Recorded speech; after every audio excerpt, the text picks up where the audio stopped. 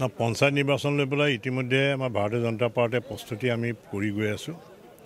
আমাৰ ইতিমধ্যে সমষ্টিবিলাকৰ পঞ্চায়তৰ ডিলিমিটেশ্যন হৈ গ'ল। ৱাৰ্ড মেম্বাৰ বা যিবিলাকৰ চিটৰ যিটো য'ত ST SC women reservation unreserved সেইবিলাকো আমাৰ নটিফিকেশ্যন হৈ গ'ল।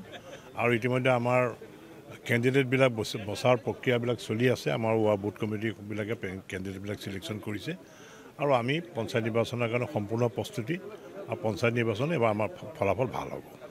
যিহেতু পঞ্চায়ত নিৰ্বাচনত আপোনাৰ অগপ আৰু বিজেপিৰ মাজত মিত্ৰতা নাথাকে, গতিকে অগপই আপোনালোকলৈ প্ৰত্যাহ্বান নমাব নেকি? নহয় মিত্ৰতা থাকিব। এইটো যিহেতু আমাৰ ৰাজ্যিক কমিটিয়ে মাননীয় মুখ্যমন্ত্ৰী ডাঙৰীয়াই আমি সেইদিনা বহিছিলোঁ, মিটিং আমাৰ সভা হৈছিলে, তাত অগপৰো আছিলে, তেওঁলোকৰ সভাপতি অতুল বৰা ডাঙৰীয়া, আমাৰ ৰাজ্যিক সভাপতি আছিলে।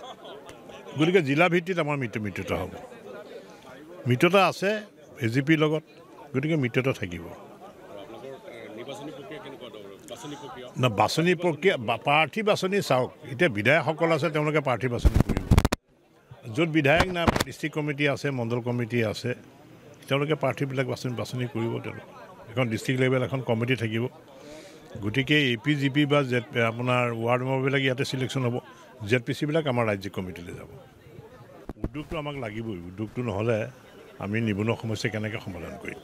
আৰু কোনোবা যদি উদ্যোগপতিয়ে যদি উদ্যোগ লয়, উদ্যোগ বহায়, উদ্যোগ কৰিবলৈ বিচাৰে, তেওঁ মাটিৰ ক্লাছিফিকেশ্যনটো কৰি ল'ব লাগিব। মাটিৰ ক্লাছিফিকেশ্যনৰ পিছতেই আপোনাৰ তেওঁ তাত ইণ্ডাষ্ট্ৰী বহাব পাৰিব। যদি কিবা তেনেকুৱা যদি আছে, তেওঁ অভিযোগবিলাক যদি জিলা উপায়ুক্ত কাৰ্যালয়ক তেওঁলোকে দিয়ক, জিলা উপায়ুক্তই নিশ্চয় এই বিষয়ত ব্যৱস্থা ল'ব। নিশ্চয় চাওক নহয়, সেইটো চাওক, পেট্ৰল ডিপুটোতো আপোনাৰ ধৰক কৃষিভূমিৰ ওপৰতে হওক বা মাটিৰ ওপৰতে কৰিব লাগিব।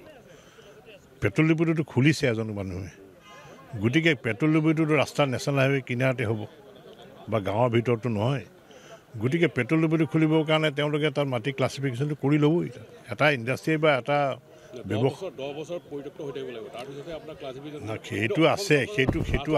সেইটো আছে বাৰু। মই ৰাজহুৱান কি আছে মই নাজানো, কিন্তু কথা হ'ল কি, কিন্তু ইণ্ডাষ্ট্ৰীবিলাকো হ'ব লাগিব, উদ্যোগ স্থাপন হ'ব লাগিব, ব্যৱসায় বাণিজ্য বাঢ়িব লাগিব, তেতিয়া মানুহবিলাক সংস্থাপিত হ'ব।